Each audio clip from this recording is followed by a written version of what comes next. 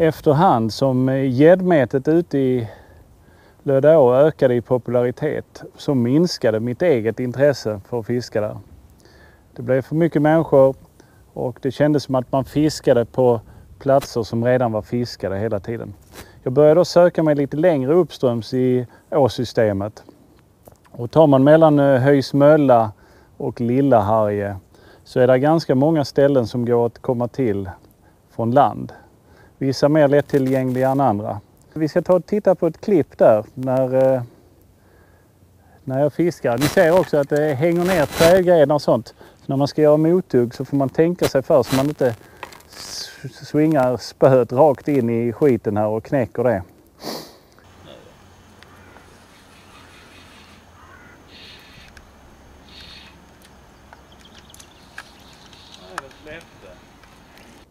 Ibland hände det att man fick hugg på gäddmetet men missade. Och trots att man hade haft på fisken ordentligt och släppt, skickar man ut tacklet igen på samma ställe så hände det emellanåt att man fick fisken att hugga. Och det hände här. Va? Ja, jag filmar. Nej.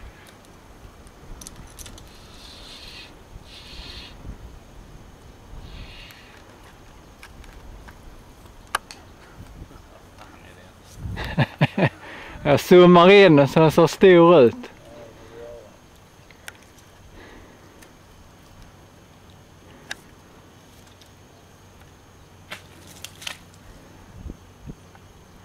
Smile. Snygg tagning på mörten.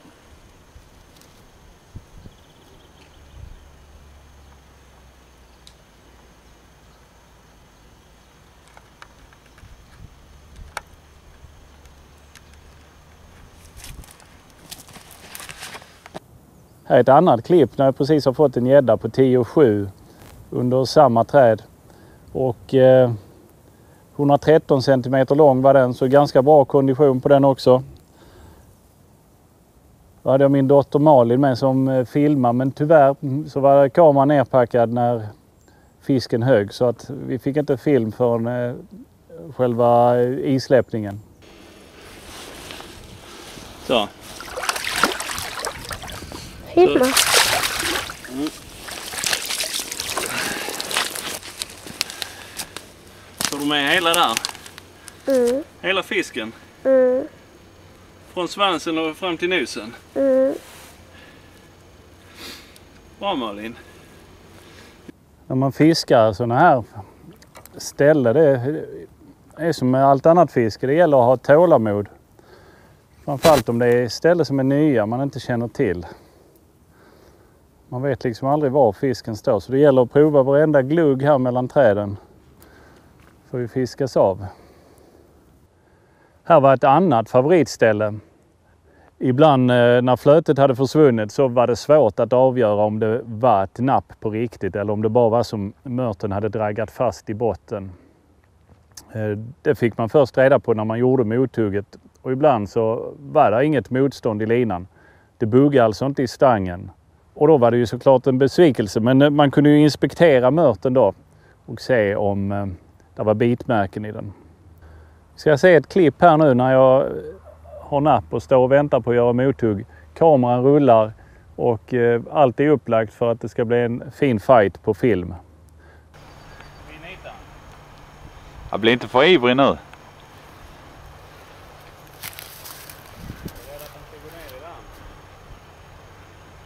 Ja, det är du som fiskar, det är du som får ta ju.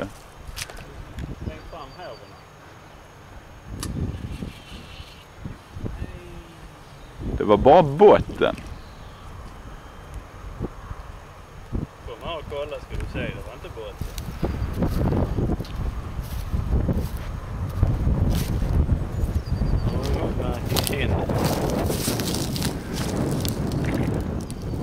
Det är bredden på gapet här. 40 gram. Ta han igen. Ja. Ta han igen.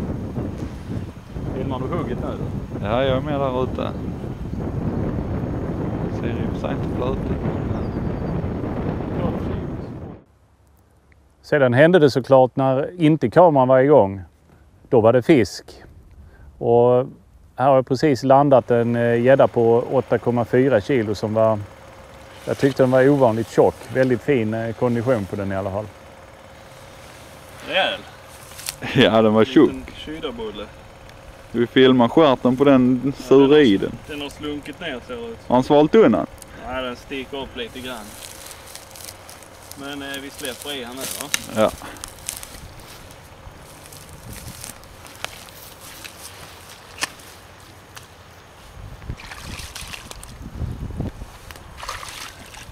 Hur lång var den? 92.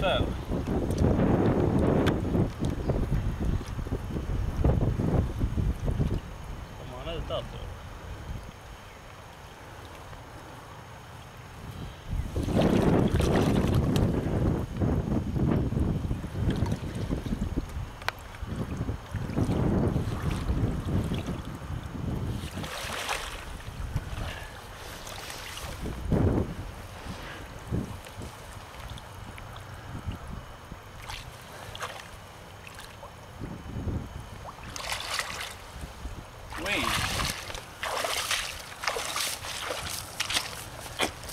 Gött. Överlag så är ju gäddorna i Lödde och Kävlingeån i väldigt, väldigt bra kondition. Jag tror aldrig jag har fått en fisk som har varit mager här. En dag var jag här på denna platsen. Jag åkte hit tidigt på morgonen. Jag tänkte jag skulle fiska av ordentligt. Framåt lunch där någonstans, 12-1, så tyckte jag att jag hade fiskat av platsen grundligt. Jag hade 2 spön igång, gäddmete, och jag hade fiskat i, jag tror nästan 7 timmar hade jag hållit på. Och hade inte haft ett napp på hela dagen. Då bestämde jag mig för att jag skulle byta ställe. Jag skulle köra till en annan plats i ån. Så jag började packa ihop.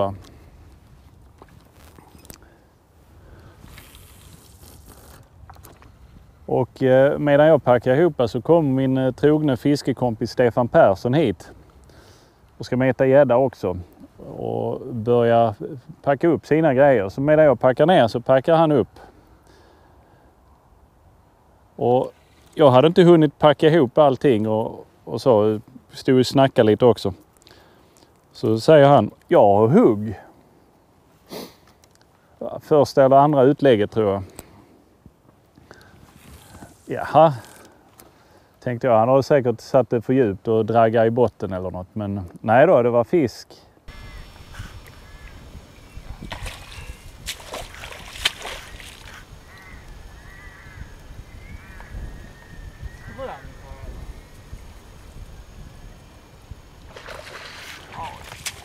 Ja. Är den stor? Har du en här va? Jag packar precis ner min.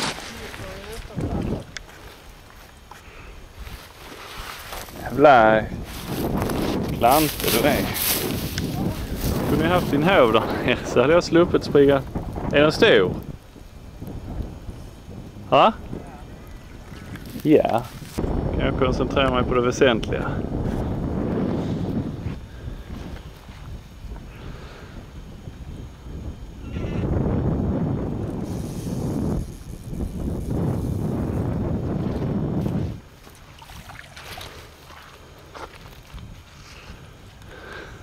Är du nöjd?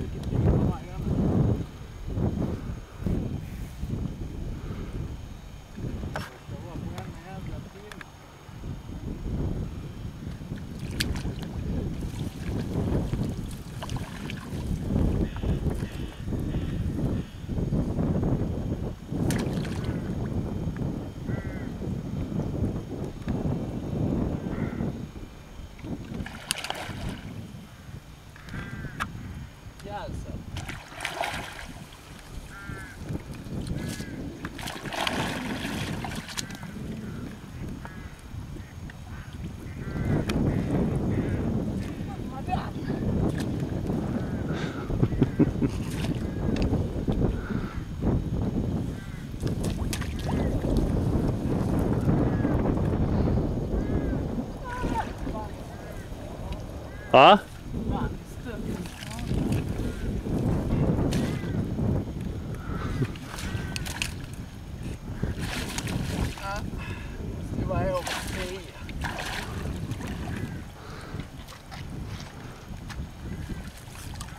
Så kommer du hit och får en så bara. Här stått och bankat.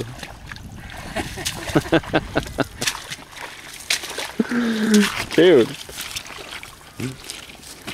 Det måste ju väga över 10 där. Ja, fan vad de var grov.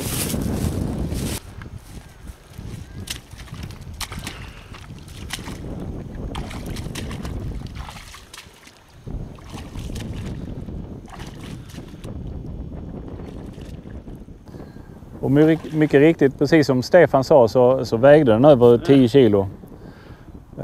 Och det var ju kul, även om det kändes lite snopet för mig att stå här och titta på när han precis har kommit hit. Så hade jag värmt upp dem, kändes det som. Det gäller alltså att ha det där lilla flytet, tajma det rätt helt enkelt. Komma och lägga ut sina bete och servera dem på rätt sätt. Och samtidigt ska det infalla med en huggperiod hos gäddorna då. Och på tal om att tajma, så tajmar Stefan detta verkligen helt perfekt, för att utlägget, eller 2 utlägg efter han hade släppt i den här första, så högg det igen.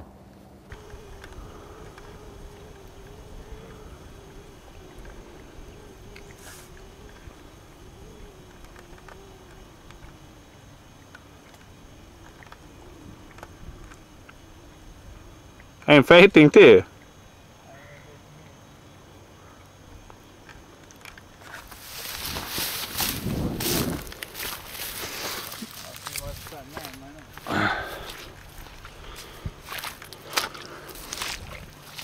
Det lilla biffen där. Ja.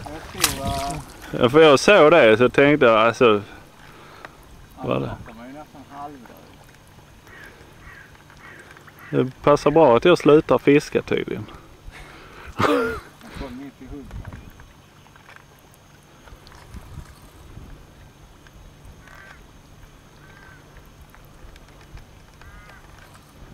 Så liten kan den inte vara.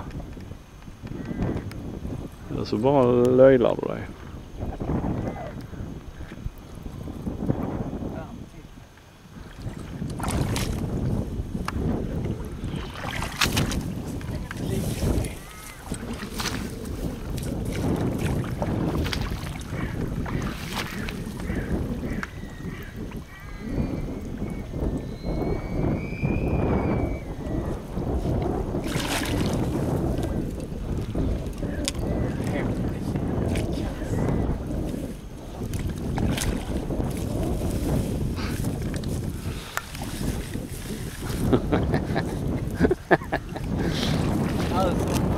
Bra där!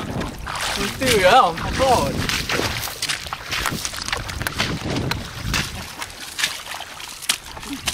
Vi stannar inte igen. Så jävla dåligt. Måste ringa och knäcka ihop. Den är också 10. Är det samma fiskjävel? Ja.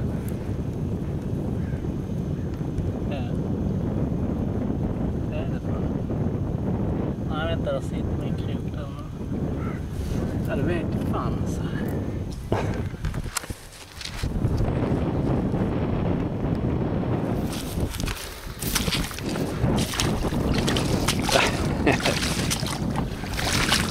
Så 10 på en dag. Vänta, så flyttar du dig lite. Jag ser vad som händer.